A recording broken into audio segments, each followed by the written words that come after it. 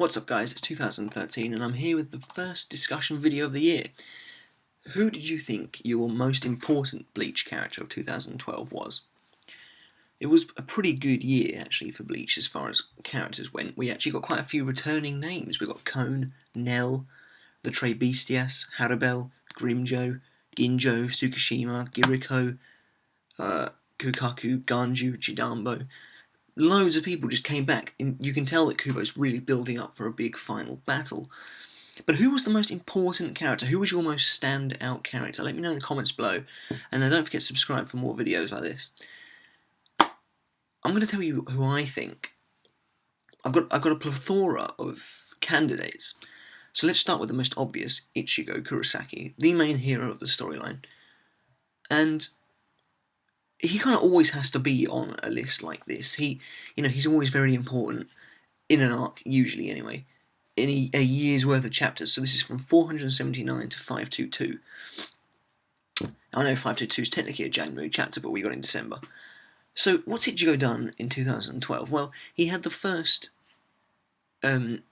instance of meeting the new enemy, the Vandenreich. He battled Aburn as Gyaro. He battled Quilge Opie in the Battle of Huecamundo, and really we've seen a bit of a change in Ichigo's character. He's matured a lot. In fights now, he tries to get information out of his enemies rather than just wildly attacking them, almost without cause.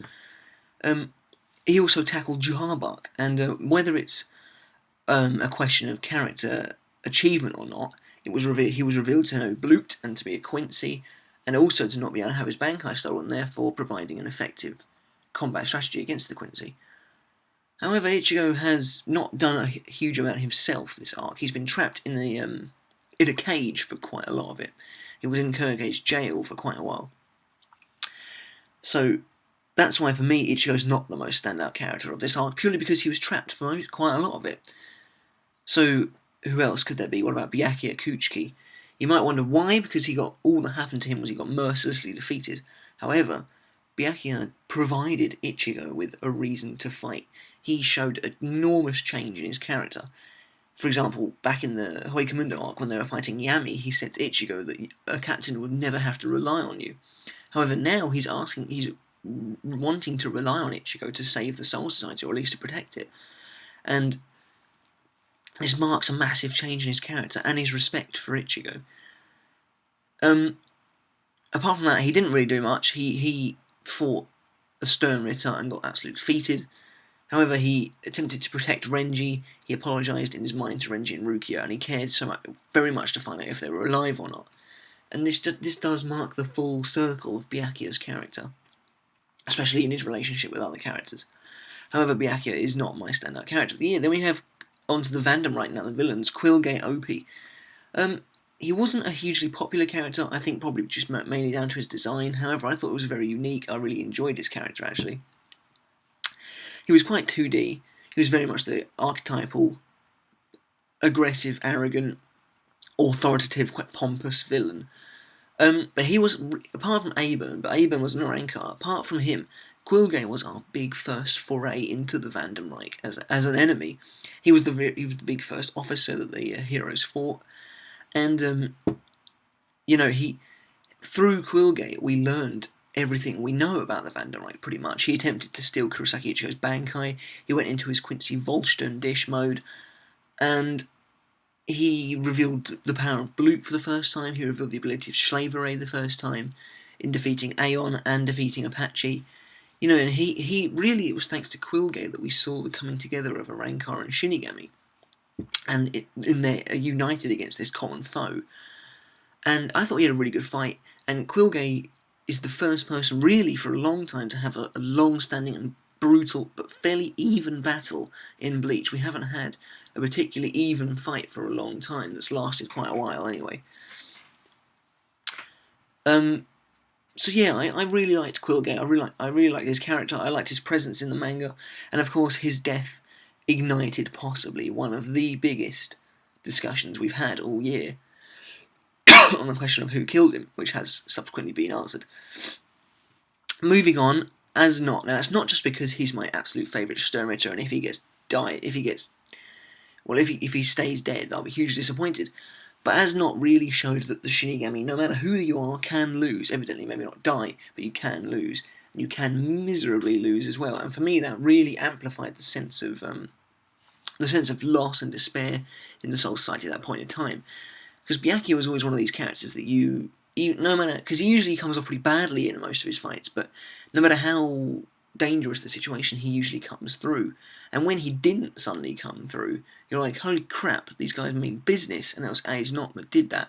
I actually had him penned as the next Ulquiorra of this arc until he went and got incinerated, so I sincerely hope he comes back with a vengeance. Also, he has quite an interesting ability, which I don't think a lot of people saw coming, and it was quite controversial with the whole zombie Rukia thing. But yeah, it provided us with some really good imagery, and I hope he comes back, because I hope to see more of him, you know? Simple as that. Still on the Vandermark front, Haschwalth. Now, he hasn't done a lot. But he did cut Ichigo's sword in half, a feat never seen before, at least on the outside world. Tensei Zangetsu did it as well. But at least on the outside world, that's never happened before. And, you know, that set off the whole storyline for this Royal Realm subplot. However, Haschwalth himself hasn't done a huge amount. He did inform Juhabak of the Shatten Byrike, and he has pulled some interesting faces when they were talking about Ichigo's mum as the Quincy. However, apart from Juhabak, Haschwalth is kind of the face of Vandermark at the moment. He's this captain of the Sternritter, if you will. And, you know, that just builds the hype train for him all the time. You know, we always want to know more. We always want to see more. And yeah, that's why I think he's been an interesting and relatively important character, if just for introducing us to the Vandermark, but perhaps not the most important character of 2012.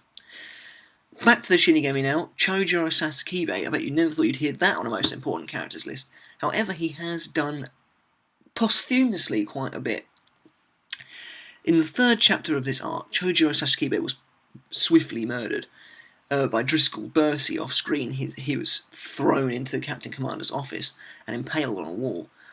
And while this did happen, he was able to provide the Shinigami with their first bit of knowledge about the Bankai stealing. He sort of said to Yama they can Bankai. Now, obviously, he wanted to.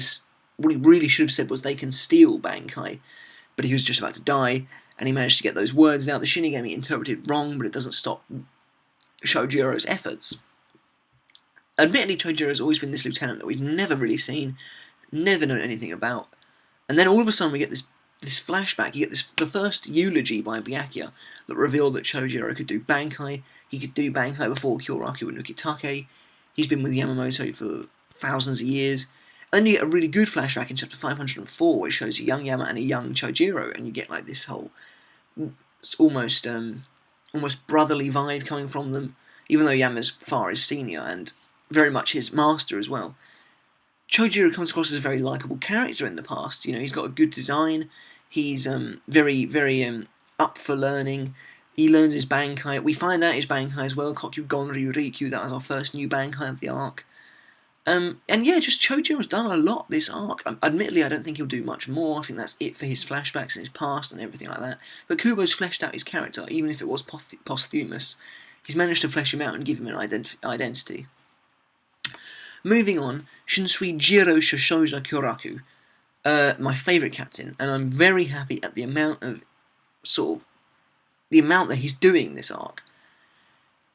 It started off that he wasn't actually doing that much, he was just sort of there, as he always is, but then when the Vandermark invaded, he took on the Colonel Sanders Quincy, and they had a very good fight, actually. It was one of the more broadcasted fights that we actually saw.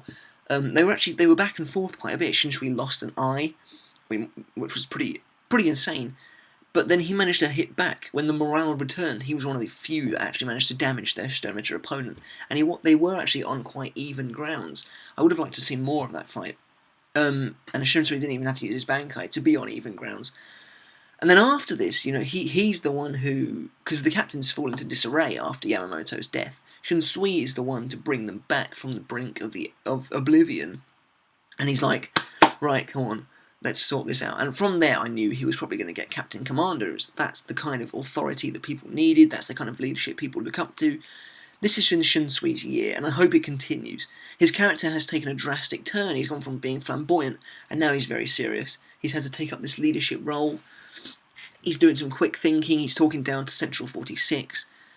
And basically he's just taking command. He's got to be ready for the next Vandenreich attack. He had to face off with the Royal Guard, the Zero Division. They had a bit of banter between them. They had to make sure they were doing what was right for Soul Society. And then most recently, he's appointed Yachiru Unohana, the first Kenpachi, to look after Kenpachi Zaraki and teach him the art of killing. And so now Shunsui's just doing all of these missions, this kind of responsibility that he doesn't want to have, but he has to have. And I just think that Shunsui has been an awesome character this arc, and I think that Kubo's finally starting to focus on the senior captains, and we're going to see more of him later on. Yamamoto Shigeguni Genryusai. Now, this is a man who, well, he's never been hugely popular. He's always been there. He's the pillar of the Gotei 13, and you see a very interesting character development for him in this arc, and a character decline almost, because he starts off as he always does, and then suddenly Chojiro gets killed, and Yamamoto goes on this very swift decline. He starts going a bit, he gets angry all the time. He's never not angry, and he's always wanting to kill all of the Quincy, the enemies. His leadership qualities start to crumble. People like Miuri Kurotsuchi question his qualities. And then finally, of course, he gets his flashback with Sasakibe in chapter 504, which leads him to defeat Driscoll Bursey. And then he has his climatic fight with Juhar Bark, which a lot of people were looking forward to. It was a great fight. We saw his Bankai Zankano Tachi, and in the end of it, he was finally killed, as he revealed Royd Lloyd to be a fake Juhar Bark, and Juhar Bark killed him. And that was such a massive thing, because not only did Yama die, and pretty gruesomely as well, but he went out standing, and he went out, desperately trying to fight back. His death had some aftershocks as well. The captains fell apart, the Royal Guard arrived, and Shunsui had to be appointed Captain Commander. Just all of these things all came about because of Yamamoto's death. And he acted quite rashly, I think, during a lot of the war. He was just there to kill, that's why he Bankai straight away, and his Bankai was pretty awesome. Raising the dead was pretty freaking sweet. But yeah, he's dead, and that makes him, in my eyes, at least the second most standout character of the arc of 2012. So there's someone I've mentioned but not mentioned in full, and this is my most standout character of 2012, the one who I feel is the most important character, Quincy Emperor Juhar Bark. Now, it's interesting because Juhar Bark has the rather, in my opinion, unenvious position of attempting to take over from Aizen's position as main villain. And while a lot of people may disagree, I think those are some pretty hefty boots to fill, and I think Bark fills them pretty well. Not only because he's a colossal beast of a man, with a frankly awesome design. He looks so cool. Like, seriously, he's a villain that Bleach has not really had before, at least not in the main seat. Whilst Aizen was cool, and this isn't meant to be a direct Bark-Aizen comparison, but it's going to become one, I know it is. Whilst Aizen looked cool, was kind of, badass, he was a bit of he screwed people's minds. Bark is just hulking, shadowy, he's ruthless, he kills Yama. He cuts him in half, and he cuts his arm off, and he blows him to smithereens. And, just from the moment you see this guy, the way he can just kill his subordinates just by kind of firing arrows out of his fingers, I think.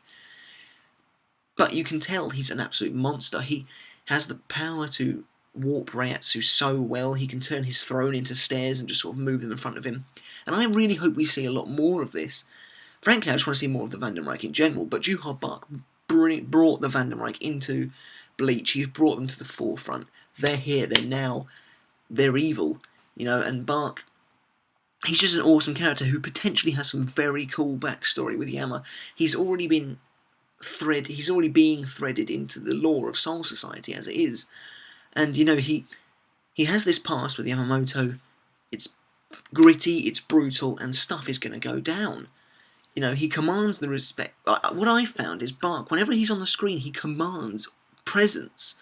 And when he was fighting Ichigo, he has a very brutal and animalistic fighting style, and I thought he was drawn very well. Like the way he just grabs Ichigo's head and he's like, no, I'm going to stab you. Very cool stuff. Bark is an awesome character. Great design. I really, it's because of him that the Vandenreich attacked Soul Society. He has threaded the story so far. He's conquered Huecamundo. He's killed Captain and the Lieutenant. He's just done so much. And really, he's an awesome, awesome character who really has evoked a lot of fear and just worry into the Bleach universe in a way that Aizen perhaps never did.